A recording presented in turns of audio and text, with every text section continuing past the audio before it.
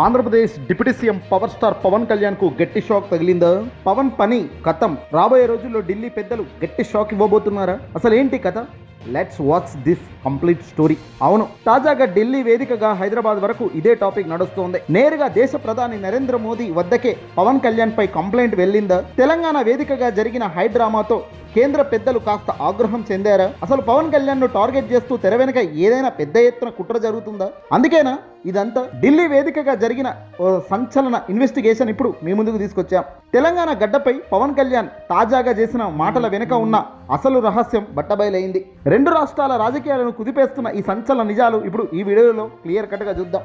Skip చేయకుండా చివరి వరకు చూడండి. అసలు మ్యాటర్లోకి వెళ్తే జూన్ 2న తెలంగాణ ఆవిర్భావ రోజున గచ్చిబౌలి వేదికగా జనసేన పార్టీకి సంబంధించిన అధినేత పవర్ స్టార్ పవన్ కళ్యాణ్కు సభ పెట్టుకునేందుకు పక్కా ప్లాన్ చేశారు. కానీ కోర్టు అనుమతులు కానీ తెలంగాణ గవర్నమెంట్ అంగీకారం ఇక్కడ ఏది కూడా ఇవ్వలేదు. దీంతో చివరి నిమిషంలో సైబరాబాద్ పోలీసులు పర్మిషన్ క్యాన్సిల్ చేయడంతో ఒక్కసారిగా వాతావరణం వేడెక్కింది. పవన్ కళ్యాణ్ తన జూబ్లీ హిల్స్ సొంత నివాసం వద్దే అత్యవసరంగా ప్రెస్ మీట్ పెట్టి మాట్లాడారు. ఎప్పుడైతే పవన్ మైక్ పట్టుకున్నారో అప్పటి వరకు సైలెంట్గా ఉన్న తెలంగాణ రాజకీయం ఒక్కసారిగా బూస్ట్ అయ్యింది. కాంగ్రెస్ ప్రభుత్వ వైఖరిని పవన్ కళ్యాణ్ తీవ్ర స్థాయిలో కడిగి బారేశారు. ఈ ప్రెస్ మీట్ లో పవన్ కళ్యాణ్ చేసిన వ్యాఖ్యలు సాధారణమైనవైతే కావు. తెలంగాణ ఏమైనా మీ జాగిరా అంటూ కాంగ్రెస్ నేతలపై పవన్ కళ్యాణ్ విరుచుకుపడ్డారు. ప్రజాస్వామ్యంలో ఒక పార్టీకి సభ పెట్టుకునే హక్కు లేదా అని ప్రశ్నించారు. అయితే ఇక్కడే ఓ పెద్ద ట్విస్ట్ ఇచ్చారు పవన్ కళ్యాణ్. గతంలో తీవ్రంగా విమర్శించిన బీఆర్ఎస్ అధినేత కేసీఆర్ పై పవన్ ప్రశంసలు కురిపిస్తూనే కేసీఆర్ హయాంలో ఇలాంటి అణచివేత రాజకీయాలు జరగలేదని చెప్పడం పొలిటికల్ సర్కిల్లో షాక్ గురి చేసిన అంశం.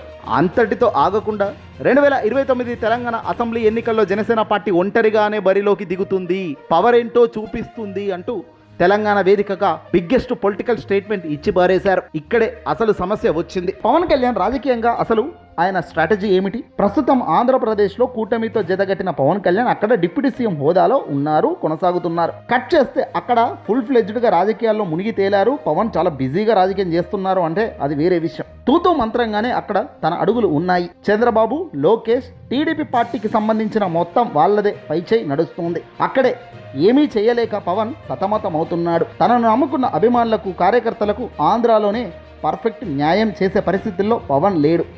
పవన్ కళ్యాణ్ ఆలోచించాల్సింది తనను డిప్యూటీ సీఎం హోదాలో నిలబెట్టిన రాష్ట్రానికి మనం ఏం చేస్తున్నాం అన్నది పక్కన పెట్టేసి, పక్క రాష్ట్రం జిహెచ్ఎంసీ ఎన్నికల్లో కరెక్ట్గా జూన్ 2 తెలంగాణ ఆవిర్భావ రోజున ఏదో నవనిర్మాణం అనే ప్రోగ్రాం పేరు పెట్టుకొని బయటకు వస్తానంటే అది కరెక్ట్ అవుతుందా? ఆ ప్రజలు కనెక్ట్ అవుతారా? ఇదంతా పక్కన పెడదాం. తన నివాసం వద్ద ప్రెస్ మీట్లో అసలు పవన్ కళ్యాణ్ తెలంగాణ రాష్ట్ర ప్రజల గురించి ఏమైనా మాట్లాడారా? అసలు ఏంటి పవర్ చూపిస్తా, మళ్ళీ ఎన్నికల్లో వచ్చే ఎన్నికల్లో 2029లో తెలంగాణ సింగిల్గా పోటీ చేస్తా అంటే గతంలో చేయలేదా? సింగిల్గా గతంలో చేసినప్పుడు ప్రజల ఆదరణ ఏంటో మీకు తెలియదా? ఈ పొద్దు మీ దగ్గర ఆదరణ ఏముంటుంది? ఒక సినిమా స్టార్గా తనకు ఉండే అభిమానం 2 తెలుగు రాష్ట్రాల్లో ఉంటుంది. దాంట్లో తప్పు పడాల్సిన అవసరం లేదు. కానీ నోటికి వచ్చింది మాట్లాడితేనే మొదటికే మోసం వస్తుంది. పవన్ పార్టీ తెలంగాణలో ఉందా, ఆంధ్రాలో ఉందా? సరే, ఎక్కడున్నా 2 తెలుగు రాష్ట్రాల్లో పవన్ తన పార్టీని సమర్థవంతంగా నడిపించేంత గొప్ప స్థాయిలో తన స్టెబిలిటీగా ఉందా? ఆంధ్రాలోనే గంటకో మాట రోజుకో లెక్క అన్నట్టుగా మారుతుంటుంది ఆయన వ్యవహార శైలి. ఓసారి చంద్రబాబుతో పొత్తు అంటాడు, ఓసారి చంద్రబాబుతో కాదంటాడు, మరోసారి మోదీతో పొత్తు అంటాడు, తర్వాత సింగిల్ అంటాడు. ఇక తెలంగాణ వేదికగా మాత్రం నేను ఒంటరిగా బరిలోకి దిగుతాను అంటున్నాడు. దిగేం చేస్తారు? పవర్ ఏంటో చూపిస్తానంటే మీ పవర్ చూపించాల్సింది ఎక్కడ? తెలంగాణ ప్రజలు మీ పవర్ ఏమైనా కోరుకుంటున్నారా? కోరుకుంటున్నట్లు కోట్ల మంది ఏమైనా మిమ్మల్ని రమ్మని అడుగుతున్నారా? ఏవి కూడా రాజకీయంగా పనికొచ్చే పని కాదు పవన్ కళ్యాణ్ గారికి. వ్యక్తిగత ఇమేజ్ డ్యామేజ్ కాక మరొకటి అవుతుందా? ఇప్పుడు దీన్నే కేంద్రం కూడా చాలా సీరియస్గా తీసుకుంటుందంట. స్థానికంగా ఇక్కడ చంద్రబాబు అరెస్ట్ అయినప్పుడు ఆంధ్రాలో అదే పద్ధతి. చంద్రబాబు అరెస్ట్ అయ్యాడు, ఈయన పోయి నేను పొత్తులో పోతున్నాను అన్నాడు. అసలు ఏంటి అంటే ఒక సందర్భం లేని వ్యాఖ్యలు, సందర్భం లేని ప్రకటనలు, పెద్ద ఎత్తున ప్రకటనలు ఇవ్వడం వల్ల గొప్ప లీడర్ అవుతారా అంటే ఖచ్చితంగా కాదు. కానీ ఇదంతా పక్కన పెడితే కేంద్ర హోంశాఖ మంత్రి అమిత్ షా కానీ ఢిల్లీ పెద్దలు కానీ చాలా సీరియస్ అయ్యారట. ఎందుకంటే పవన్ కళ్యాణ్ వ్యవహార శైలి ఇలాగే ఉంటే రాబోయే రోజుల్లో ఇబ్బంది అవుతుందట. పవన్ కళ్యాణ్ వాడుకొని బీజేపీ గట్టిగా హిందుత్వం, సనాతన ధర్మం అనే లైన్లతో ముందుకు పోయే ఆలోచన చేస్తుంది బీజేపీకి.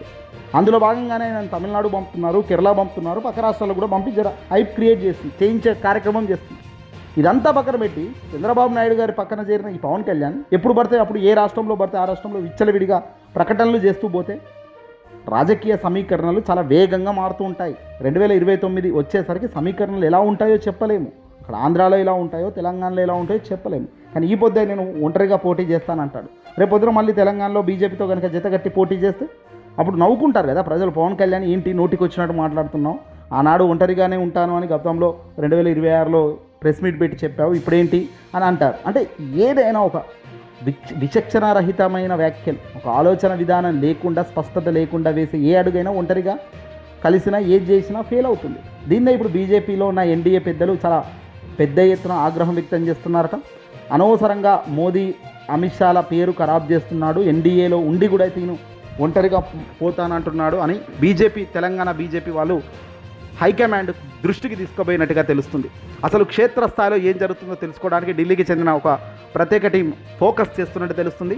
పవన్ కళ్యాణ్ వైఖరిపై కేంద్రం నిజంగానే ఆగ్రహంతో ఉన్నట్టుగా సమాచారం అందుతుంది. అలాగే పవన్ కళ్యాణ్ని ఇరుకున పెట్టడానికి జరుగుతున్న ఒక కుట్రలాగా కూడా వాళ్ళు అనుమానాలు వ్యక్తం చేస్తున్నారు. ఈ రచ్చ ఇలాగే కొనసాగుతుండగానే ఆంధ్రప్రదేశ్ ముఖ్యమంత్రి చంద్రబాబు నాయుడు సీన్లోకి వచ్చి వెంటనే తన వైపు ఏ తప్పు లేనట్టుగా పవన్ కళ్యాణ్కు పూర్తిగా మద్దతుగా నిలిచారు. తెలంగాణ నేతలు పవన్ కళ్యాణ్పై చేస్తున్న వ్యాఖ్యలు వ్యక్తిగత విమర్శలను ఆయన తప్పుపడుతూ రెండు రాష్ట్రాల మధ్య సత్సంబంధాలు దెబ్బతినేలా ప్రవర్తించవద్దని హితవు పలికారు. ముందుగా చెప్పాల్సింది ఇదే మాట పవన్ కళ్యాణ్ గారికి. ఎందుకంటే తెలంగాణలో లేని ఒక కుల రాజకీయాలను ఆంధ్ర నుంచి పట్టుకొస్తూ పవన్ కళ్యాణ్ చేస్తున్న వ్యాఖ్యలు గత ప్రెస్ మీట్లో కూడా మనం చూసాం. కుల రాజకీయాలు, వందే మాతరం నేర్పిస్తాను అని, ఇలాంటివన్నీ కూడా పనికిరాని మాటలు. ఎప్పుడు కూడా రాజకీయాల్లో అన్నెసెసరీ వర్డ్స్ వాడకూడదు. అందులో పవన్ కళ్యాణ్ గతంలో వాడిన ఈ అన్నెసెసరీ వర్డ్స్ చాలా ఇబ్బందికరంగా ఉన్నాయి. 2029 టార్గెట్గా పవన్ ఏదైనా స్కెచ్ గీసుకోండి, ఏ రాష్ట్రంలోనైనా పోటీకి పోండి, అవసరం లేదు. కానీ తెలంగాణకు పోయి నీ జాగిరా, ఇంకో దగ్గర పోయి నీ జాగిరా అంటే అక్కడ ఉన్న వాళ్ళు ఖచ్చితంగా మనోభావాలు దెబ్బతింటాయి. రాష్ట్రం ఏర్పడడం ఇష్టం లేకే తను 11 రోజులు అన్నం తినలేదని గతంలో చెప్పారు. మళ్ళీ ఈరోజేమో నేను రాష్ట్రం వచ్చినందుకు అన్నం తినలేదు అనలేదు. విభజించిన పద్ధతిలో తప్పులు ఉన్నాయంటే అసలు ఏంటిది? వాంటెడ్గా ఏదో ఒక లొసుగుని తీసుకొని రాజకీయం చేద్దామంటే అల్టిమేట్గా ఆ లొసుగే ఇబ్బంది అవుతుంది, కన్ఫ్యూజన్కు కూడా దారితీస్తుంది. చంద్రబాబు నాయుడు గారు చెంతన చేరిన పవన్ కళ్యాణ్ ఇలా ప్రాక్టికల్ ఆలోచనలు లేకుండా నోటికొచ్చింది మాట్లాడుతూ పోతామంటే మాత్రం ఖచ్చితంగా ఇబ్బంది అవుతుంది. రాబోయే రోజుల్లో ఖచ్చితంగా డ్యామేజ్కు శ్రీకారం చుట్టినట్టే అవుతుంది తప్ప మరొకటి కాదు. ఏదేమైనా క్రమశిక్షణ రాజకీయాలు అల్టిమేట్గా ఆంధ్రప్రదేశ్లో ఈ పొద్దు అధికారంలోకి వచ్చారు. ఎట్ ఎనీ కాస్ట్ అధికారంలో కొనసాగుతారు రాబోయే కాలంలో. సో ఈ డిప్యూటీ సీఎం హోదాలో తన పార్టీని బలోపేతం చేసుకుంటూ ఆ రాష్ట్రంలో ప్రజలకు మంచి చేస్తూ ఆ రాష్ట్రంలో పేరు తెచ్చుకోవాలి. కానీ పక్క రాష్ట్రంలో ఒకటే కాలు 10 చోట్ల వేస్తే అది వ్యాపారంలో కానీ రాజకీయాల్లో కానీ సక్సెస్ అయినట్టు పెద్దగా హిస్టరీ చెప్పడం లేదు. ఏదేమైనా చూడాల్సిన అవసరం ఉంది. కాలమే అన్నిటికీ సమాధానం చెబుతూ పోతుంది.